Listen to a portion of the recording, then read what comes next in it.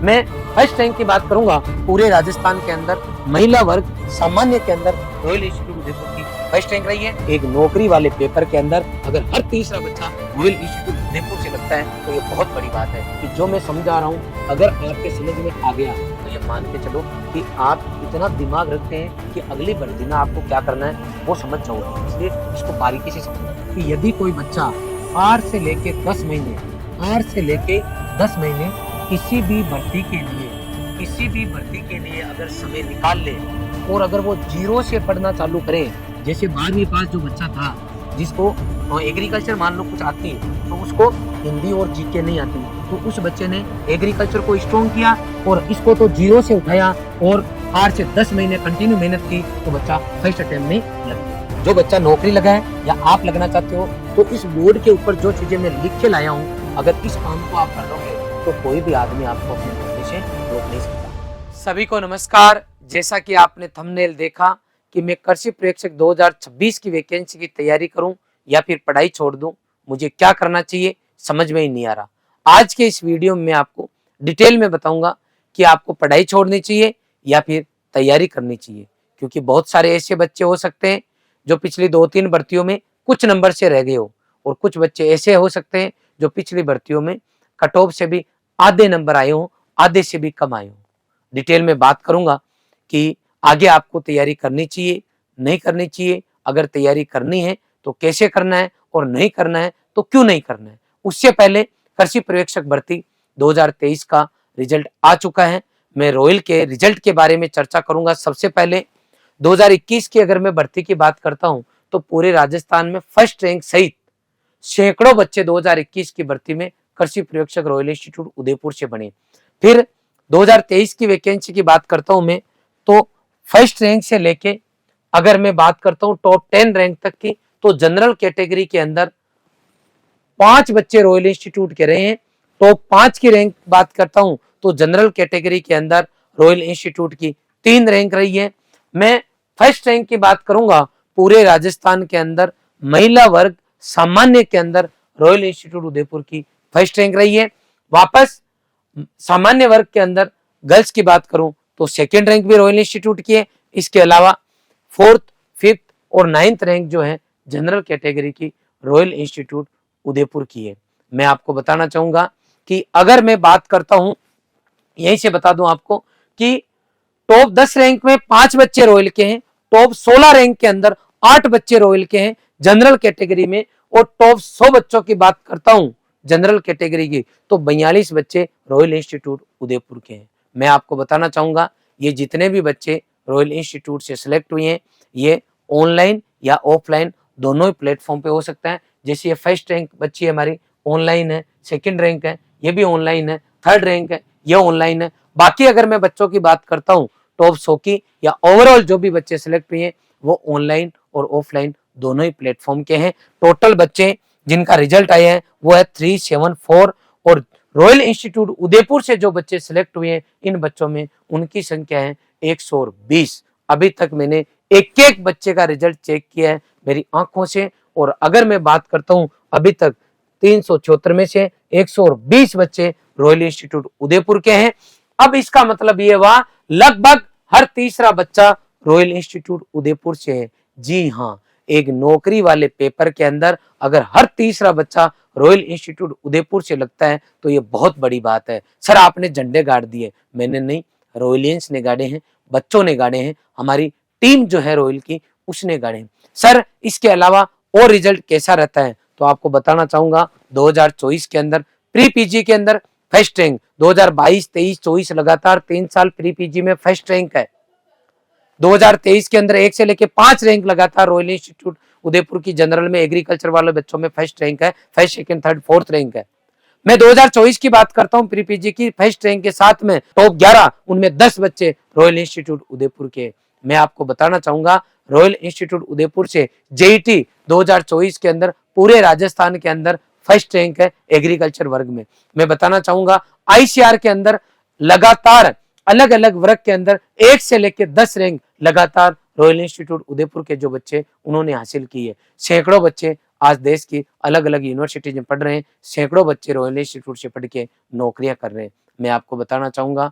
ये जो बच्चे सेलेक्ट होके जाते हैं और जो झंडे गाड़ते हैं, उन बच्चों में विशेष क्या होता है, वो विशेष मैं आपको बताना चाहूँगा। सबसे पहले नौकरी लगने वाले जो बच्चे हैं, जो सेलेक्ट होके जा रहे हैं, उनका अपन एनालिसिस करेंगे। मैंने जो बच्चे सेलेक्ट हुए उनसे बातचीत की है, तो कुछ जनरल डेटा मेरे पास निकल के आए परसेंटेज वाइज। तो मैं वो जनरल डेटा अगर इन सब बच्चों पे अप्लाई करता हूं, तो आप देखना चौंकाने वाले आंकड़े आपके पास में आएंगे।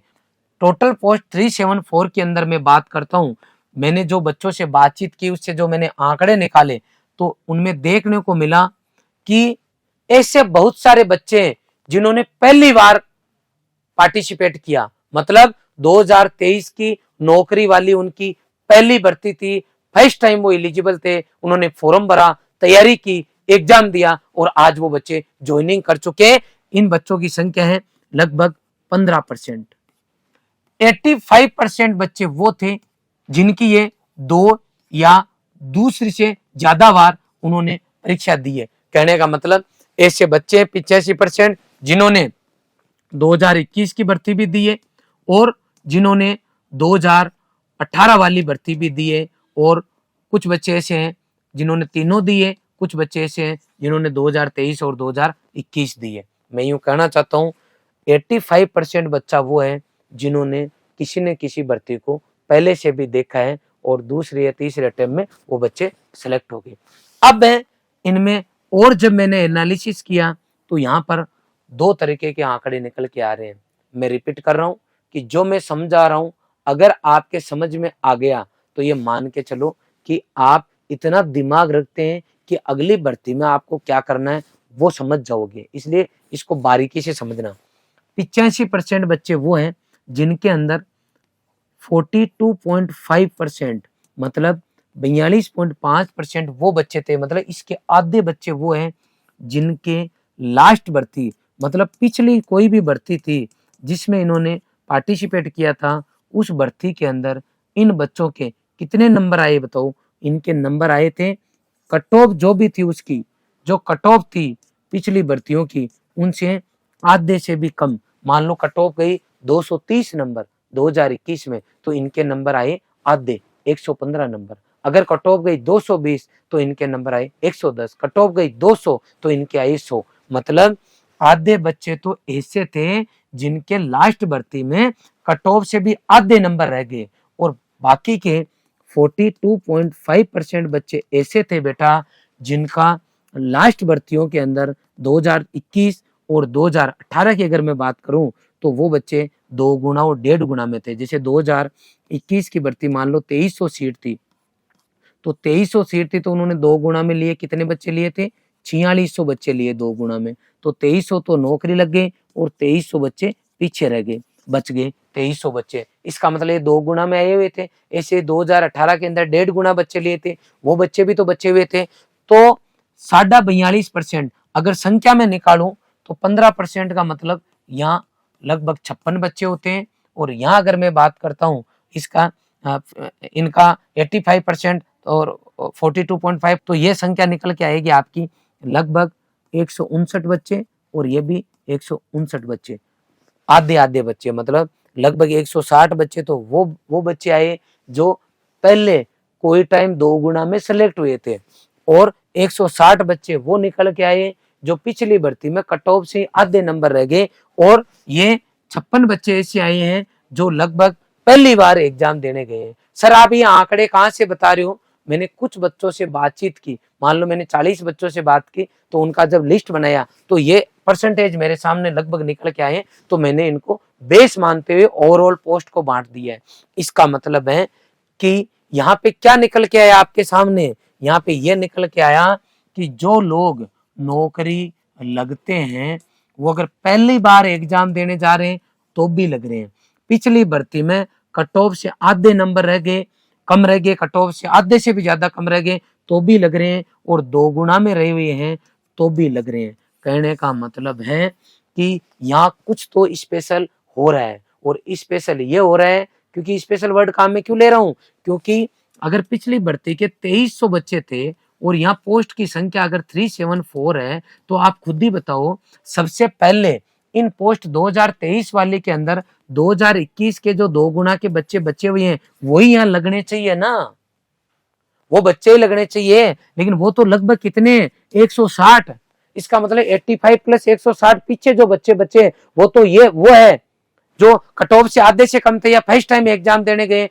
इसका मतलब ये हुआ बेटा कि ये कोई जरूरी नहीं है कि पिछली भर्ती के अंदर अगर आप 2 गुना में थे तो अगली में लग ही जाओगे।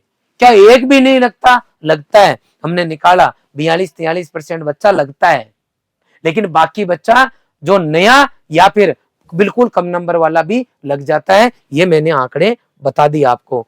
इसका मतलब क्या निकला? इसका मतलब यह रहा कि यदि कोई बच्चा 8 से लेके 10 महीने 8 से लेके 10 महीने किसी भी भर्ती के लिए अगर समय निकाल ले और अगर वो 0 से पढ़ना चालू करें, जैसे 12वीं पास जो बच्चा था जिसको एग्रीकल्चर मान लो कुछ आती तो उसको हिंदी और जीके नहीं आती, तो उस बच्चे ने एग्रीकल्चर को स्ट्रॉन्ग किया और इसको तो 0 से उठाया और 8 से 10 महीने कंटिन्यू मेहनत की तो बच्चा फर्स्ट अटेम्प्ट में लग गया।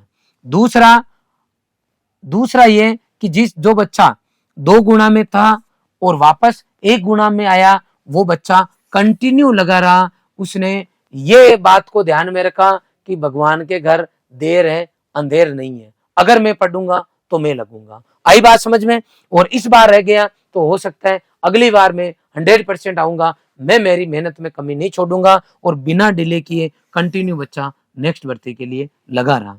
और ऐसा बच्चा जो 2 गुना में आ गया था लेकिन इस बार नहीं आया, इसका मतलब वो वापस लूज पड़ गया, वो ढीला पड़ गया। उसके वो जैसे लूज पड़ा तो वो पीछे वाले आगे। यहाँ सरस्वती माँ के क्लियर है कि जितने दिन पढ़ाई उतने ही दिन नंबर, और आप जितने दिन पढ़ोगे उतने ही दिन आपके ज्यादा नंबर आएंगे। जैसे आपने 2021 की भर्ती के लिए जान लगाई 2 गुना में आप आ गए, लेकिन 2023 की भर्ती के लिए आपने जान नहीं लगाई तो आप 2 गुना से भी बाहर हो गए। इसका मतलब यह हुआ आपकी जगह दूसरे आगे जिन्होंने ज्यादा मेहनत की। तो अब हम आगे चलेंगे और समझने की कोशिश करेंगे कि अगर कोई नौकरी लग रहा है और अगर आपको भी नौकरी लगना है 2026 को अगर आप टारगेट कर रहे हो तो आपको क्या करना पड़ेगा वो देखो। जो बच्चा नौकरी लगा है या आप लगना चाहते हो तो इस बोर्ड के ऊपर जो चीजें मैं लिख के लाया हूं, अगर इस काम को आप कर लोगे तो कोई भी आदमी आपको अपनी नौकरी से रोक नहीं सकता। देखो, हमें सीधी सी बात है, जो स्टडी मटेरियल आपका, जो कंटेंट आप पढ़ रहे हो, जो आप नोट्स पढ़ रहे हो, जिन गुरुजी से आप जो मैटर पढ़ रहे हो, वो सबसे पहले है सिलेबस, कंटेंट, आपके पास पूरा मटेरियल, स्टडी मटेरियल होना चाहिए। दूसरे ये गुरुजी है जो आपको प्रॉपर कंटेंट, जो आपका सिलेबस है उसको समझा सके और पूरा कंटेंट आपको पढ़ाएं। ऐसा नहीं है कि 2 क्लास में करा दिया, 4 क्लास में करा दिया, नहीं, व्यवस्थित तरीके से आपको ऐसा पढ़ाएं कि 12वीं पास बच्चे के भी समझ में आए और बीएससी वाला जो बच्चा है उसके भी समझ में आए। जो उम्र की मान लो 36 साल जिसकी एज है, जो पटवारी, कांस्टेबल, रीट ये देने लग गया तो उसकी हिंदी जीके अच्छी हो गई थी, लेकिन एग्रीकल्चर कमजोर हो गई, तो इस 36 साल की उम्र में भी कोई बच्चा है तो उसके भी समझ में आना चाहिए। ये दोनों चीजें क्लियर होनी चाहिए।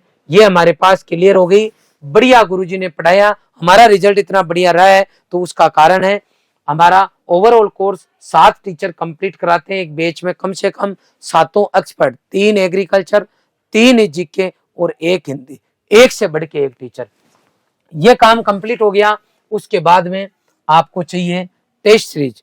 मैंने सब कुछ पढ़ लिया लेकिन मुझे कितना याद आ रहा है, कितना मैं कर पा रहा हूँ, कितने मेरे नेगेटिव हो रहे हैं एग्जामिनेशन हॉल में, कहीं ना कहीं मेरे कोई हड़बड़ाहट तो नहीं हो रही, मेरा कॉन्फिडेंस लो या अप तो नहीं होता। मतलब एक एग्जामिनेशन हॉल में बैठने के बाद में जिस तरीके की बच्चा गलतियां करता है उनकी प्रैक्टिस पहले बच्चा कर ले तो वहां मेन एग्जाम में गलतियां कम से कम होगी, कम से कम गलतियां होगी तो आपका नाम उस लिस्ट में आएगा। अब ये पूरा काम अगर कोई बच्चा प्रॉपर कर रहा है और एग्जाम से लेके, मतलब आपने एडमिशन लिया उस दिन से लेके एग्जाम तक लास्ट डेट तक अगर कोई बच्चा लगा रहेगा तो ही उसका नंबर आएगा। डेडिकेशन अपने आप में बहुत बड़ा वर्ड है बेटा। मैं आपको बताना चाहूंगा, कविता जिसका मैंने इंटरव्यू लिया था उससे मैंने पूछा था कि बेटा बताओ आपका एडमिशन कब हुआ, कि सर मेरा मार्च में हुआ था 6th बैच में ऑफलाइन के अंदर। अच्छा मार्च में हुआ था, आप साथ साथ कौन रहते थे, कि सर मैं और मेरे साथ 2 टोंक की बच्चियां रहती थी, हम तीनों का एडमिशन एक ही साथ हुआ और हम यहाँ जो है रूम लेके रह रहे थे। फिर मैंने पूछा कि उन दोनों बच्चियों का क्या हुआ, कि सर जुलाई के अंदर जब ये सूचना आई थी कि एग्जाम अक्टूबर में नहीं फरवरी में होगा, तो वो दोनों ही बच्चे अपना सामान लेके घर चली गई। कहने का मतलब है कविता ने उस टाइम ये दिमाग में बिठाया कि जब अक्टूबर आएगा तो फरवरी भी आएगा। मेरा एक ही सपना है कि मैं सुपरवाइजर बनूं, और मैं बनूं नहीं बनूं, मैं मेरे डेडिकेशन में कोई कमी नहीं छोड़ूंगी। इसलिए आज वो बच्ची जो है सुपरवाइजर बन चुकी है और वो दोनों बच्चियां नहीं बनी है। कहने का मतलब आपका डेडिकेशन जबरदस्त चाहिए। मैं आपको बताना चाहूंगा, मैं क्लास में भी जाके बोल रहा था कि बेटा कंपटीशन लगातार कम हो रहा है, तो कई बच्चे यूं बोलते हैं अरे सर आपको पता ही नहीं है, आपको जानकारी नहीं है, आप ऐसे कैसे बोल सकते हो, इतने फॉर्म भर रहे हैं और फिर आप बोल रहे हो कंपटीशन कम हो रहा है, कंपटीशन तो खतरनाक चल रहा है। देखो मैं आपको एग्जाम्पल सहित बात करूंगा, इस संस्थान के अंदर बहुत सारे बच्चे जो हैं नौकरियां लगे हैं, लेकिन एक बच्चा हमारा है दिनेश कुमावत, मावली का रहने वाला बच्चा है। वो बच्चा यहाँ जेईटी की तैयारी करता है और बीकानेर से उस बच्चे की डिग्री हो गई, अब 4 साल उसकी कंप्लीट हो गई। फिर वो मेरे पास वापस आता है कि सर मैं जो है अब मेरे घर की ऐसी कंडीशन नहीं है कि मैं कंटिन्यू पढ़ सकूं, तो मेरे को कहीं ना कहीं जॉब की भी जरूरत है। तो मैंने कहा आप जॉब करोगे तो साथ में पढ़ोगे कैसे, कि सर अगर आप चाहोगे और मुझे प्रॉपर गाइड करोगे तो मैं ये काम कर लूंगा। मैंने उसको कॉलिंग टीम में डाल दिया कि आप यहाँ कॉल करते रहो दिन भर और बाद में आप शाम को अपने स्टडी का टाइम निकाल लेना, और जब एग्जाम का टाइम आए तो आप उस टाइम ये सब कुछ छोड़ के केवल पढ़ाई कर लेना। बच्चा पिछले 12 महीने से लगातार कॉलिंग टीम का सदस्य रहा, वो दिन भर यहाँ काम करता और एग्जाम से महीने भर बच्चा बिल्कुल फ्री रह के तैयारी की, बाकी दिन में काम करता। बच्चा नाइट में 6-8 घंटे निकालता, शाम को वो फ्री हो जाता तो 5-6 घंटे तो अराउंड वो निकाल लेता शाम को, और सुबह घंटा 2 घंटा निकाल के वापस अपने काम पे आ जाता। कहने का मतलब ये हुआ दिनेश यहाँ काम भी करता रहा और दिनेश आज नौकरी भी लग गया। मैं ऐसे ही एग्जाम्पल दूंगा, हमारे बच्चे का आपको बताया था नवल चौधरी, जो कि बाड़मेर का बच्चा है, हमारे यहाँ से तैयारी किया बच्चे ने जेईटी की और कोटपुतली कॉलेज के अंदर पढ़ के सिलेक्ट होके जा चुका, बीएससी की डिग्री होगी। जैसे ही बीएससी की डिग्री होगी तो वो बच्चा, उसको भी क्या है घर की स्थिति ठीक नहीं, तो वो किसी स्कूल में जाके पढ़ाने लग गया। दिन भर स्कूल के अंदर पढ़ाता और नाइट के अंदर बच्चा जो है स्टडी करता। लगातार बच्चे ने दोनों काम मेंटेन किए और अभी कुछ समय पहले रॉयल इंस्टीट्यूट उदयपुर उसने ज्वाइन कर लिया था, क्योंकि एमएससी में उसका एडमिशन जो है बच्चे का यहाँ हो गया था आरसी कॉलेज उदयपुर में। तो एक तरीके से वो रॉयल इंस्टीट्यूट के अंदर अभी एट प्रेजेंट स्टाफ भी बन गया था। हाँ, कंटिन्यू बच्चों को अच्छा पढ़ा रहा था बच्चा। अब देखो वो बच्चा हमारा जो कोटपुतली सिलेक्ट हुआ, पारिवारिक परिस्थितियां ऐसी कि बीएससी करते हुए उसको नौकरी करनी पड़ी, लेकिन मतलब प्राइवेट जॉब करना पड़ा, पढ़ाना पड़ा कहीं, लेकिन हिम्मत नहीं आ रही। पढ़ाने के बाद में बच्चे ने घर जाके तैयारी की, अपने रूम पे तैयारी की, पूरे डेडिकेशन के साथ तैयारी की और आज बच्चा नौकरी लग गया। दिनेश भी लग गया, दोनों की ज्वाइनिंग होगी, नवल भी लग गया। जब मैं ये कहना चाहता हूं आपको कि अगर कोई बच्चा जॉब करने के बाद में, दोनों ओबीसी कैटेगरी के, जॉब करने के बाद में अगर कोई बच्चा आज की तारीख के अंदर नौकरी पा रहा है, 2023 के एग्जाम को क्रैक करके 24 में ज्वाइनिंग ले रहा है, तो फिर कंपटीशन कहां है। कट ऑफ देखो आप, कट ऑफ आपका 300 नंबर का पेपर था, कट ऑफ जो इसकी गई है वो गई है 229 नंबर ओबीसी की। कितने कट ऑफ गई है? Around 229 number. इसका मतलब यह हुआ कि 70 नंबर अगर आपके नहीं हो रहे, आपसे 70 नंबर का पेपर आप छोड़ के भी आ रहे थे तो भी आपकी नौकरी लग रही थी। इसको टफ कंपटीशन कब बोला जाएगा? जब नीट की तरह कंपटीशन हो, जहां पे 700 नंबर चाहिए, 650 वाला भी इस साल वेट कर रहा है। तो कहने का मतलब ये हुआ कि यहाँ पे अगर कट ऑफ 285 नंबर, 290 नंबर जाए तो हम ये सोच ले कि नहीं यार कंपटीशन है। मैं ये नहीं कह रहा हूं कि पेपर टफ आने पर ये नीचे चलेगी। मैंने यहाँ पर यह भी बताया आपको कि जो बच्चे जॉब कर रहे थे वो भी सिलेक्ट हुए। मैंने ये भी बताया कि 12वीं के साथ में भी बच्चे जो फर्स्ट टाइम एग्जाम में दिए वो भी सिलेक्ट हुए। तो मैं ये कहना चाहता हूं कि आप अंदर झांक के देखो कि आप अगर सिलेक्ट नहीं हुए हो आप पास में नहीं पहुंचे हो, किस चीज की तैयारी कर रहे हो? कई बच्चे आते तैयारी करने, तेने लास्ट भर्ती में तैयारी की थी? जी सर तैयारी की। तेरे कितने नंबर आए? सर मेरे 114 नंबर आए। तेने तैयारी की फिर 114 नंबर आए, शर्म की बात है ये। इसका मतलब 2023 की भर्ती में तेने जहां कहीं पर भी तैयारी की है, इसका मतलब ये हुआ कि तेने बेटा तेरा 100% नहीं दिया। किसी कोचिंग में आप पढ़ो, इधर उधर कहीं पर भी पढ़ो, तो हो सकता है 2 4 5 क्वेश्चन का फर्क पड़ जाए, बाकी बहुत ज्यादा नहीं है, बहुत ज्यादा फर्क नहीं पड़ता। मैं गारंटी के साथ कह सकता हूं कि यदि कोई भी बच्चा नौकरी लग रहा है तो उसमें 90% हक जो है उस बच्चे का है, उसकी मेहनत का है, उसके डेडिकेशन का है, उसने जो रातें काली की है उसका है। किसी संस्थान का केवल 10% योगदान हो सकता है, क्योंकि अगर आप तैयार ही नहीं हो, अगर आप युद्ध लड़ने के लिए तैयार ही नहीं हो, तो आपके पास कितने भी हथियार क्यों ना हो, आप जीत नहीं सकते। और युद्ध बच्चे को लड़ना पड़ता है, उसको अपनी हिम्मत दिखानी पड़ती है। तो मैं यही कहना चाहूंगा कि अगर आपको नौकरी लगना है तो आपको वो रास्ता फॉलो करना है जिस रास्ते पे ये नौकरी लगने वाले बच्चे चले। गिड़गिड़ाने की जरूरत नहीं है बेटा, गिड़गिड़ाने से कुछ नहीं होगा। मेरे घर की परिस्थितियां ठीक नहीं है, मैं क्या करूं क्या नहीं करूं, मेरे पास पैसे नहीं है, वो नहीं है, ये नहीं है। आप काम करते हुए भी नौकरी लग सकते हो। 8 घंटे का डेडिकेशन चाहिए केवल और केवल पढ़ाई के लिए। 8 घंटे नौकरी कर लो, 8 घंटे नहाना धोना सोना कर लो। मैं बार बार आपको फॉर्मूला बताता हूं, लेकिन आप अंदर झांक के देखो कि आपने कितना प्रयास किया। वो प्रयास मायने रखेगा बेटा। गरीब हो अमीर हो, किसी को कोई लेना देना नहीं है इस धरती पर। गरीब हो तो अमीर, आपको खुद को ही अपने परिवार को, घर को बनाना पड़ेगा, और वो तब बनेगा जब आपके पास नॉलेज हो। घर वाले गरीब है ना, तो भी आपको पढ़ाए, मजदूरी करने नहीं भेजे, इसलिए कि ये छोरा कुछ करेगा। जब 100 नंबर आ रहे हैं आपके पिछली भर्ती के अंदर और आप ये बोल रहे हो मैंने तैयारी की थी, तो काहे की तैयारी की आपने? आपकी आपके 229 में 215 आ गए, 220 आ गए, 218 आ गए, 205 आ गए, तो भी यूं मानना जाए कि बच्चे ने यार मेहनत की है। सबका नहीं होता, कोई बात नहीं, लेकिन स्कोर तो लाओ। मुझे इस चीज में सेटिस्फेक्शन नहीं है। अगर नहीं कर सकते तो छोड़ दो, कम से कम गुमराह तो नहीं हो। आज आप पढ़ोगे, कहीं कुछ करो नहीं लगे तो कहीं पढ़ाने जाओगे, 2 पैसे तो कमाओगे, हर बार घर से थोड़ी मांगोगे। अब अगला ये है कि सर मैं तैयारी करना चाहता हूं, लेकिन मैं ऑनलाइन पढ़ूं या ऑफलाइन? तो आपको मैं यही सजेस्ट करूंगा कि यदि आप तैयारी करना चाहते हैं तो ऑनलाइन पढ़ें, क्योंकि यदि ऑनलाइन पढ़ोगे तो कम फीस के अंदर आपका काम चल जाएगा घर बैठ के, या फिर आसपास में लाइब्रेरी ज्वाइन कर लो घर पे ही, ताकि आपके 5 6 8 हज़ार रुपये रहने खाने का खर्चा नहीं आए। इसलिए ऐसे बच्चे जिनकी परिस्थितियां ठीक नहीं है आर्थिक दृष्टि से, वो ऑनलाइन नहीं पढ़े। दूसरा, अगर आप जॉब कर रहे हैं तो आप जॉब करते रहें, साथ में ऑनलाइन कोर्स आप ले सकते हैं। ऐसे बच्चे जिनकी किसी कारणवश रूटीन नहीं बन पा रहा, प्लस फाइनेंशियली कोई ज़्यादा दिक्कत नहीं है, वो बच्चे ऑफलाइन कोचिंग ज्वाइन कर सकते हैं। जो बच्चे अभी ऑनलाइन पढ़ेंगे वो अंतिम 3 महीने 4 महीने 5 महीने के लिए, अगर लास्ट में लगता है कि मैं टेस्ट सीरीज देख के देखूँ, वहाँ आके प्रैक्टिस करूँ बार बार, तो आप ऑनलाइन पे ऑफलाइन, ऑनलाइन से ऑफलाइन पे आ सकते हो। लेकिन हाल फिलहाल मैं आपको सजेस्ट करूंगा कि आप ऑनलाइन पढ़ें तो ही ज़्यादा बेटर है।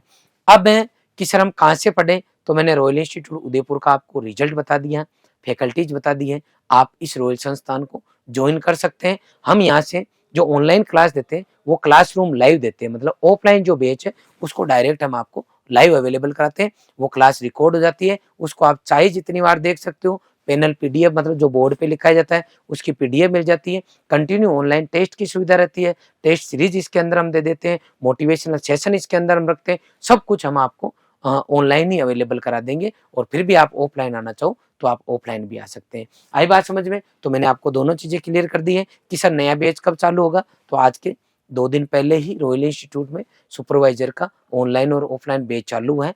आप जो है दोनों ही बैच जो है ऑनलाइन या ऑफलाइन जो चाहो ज्वाइन कर सकते हो। सर मैं अभी ऑनलाइन ज्वाइन कर लूँ और बाद में ऑफलाइन आऊँ तो मेरी फीस का क्या होगा? तो ऑनलाइन की जमा फीस ऑफलाइन फीस में से कम कर दी जाएगी, और ऑफलाइन हमारी जो फीस है वो है 20,000 प्लस 1,000 रुपये।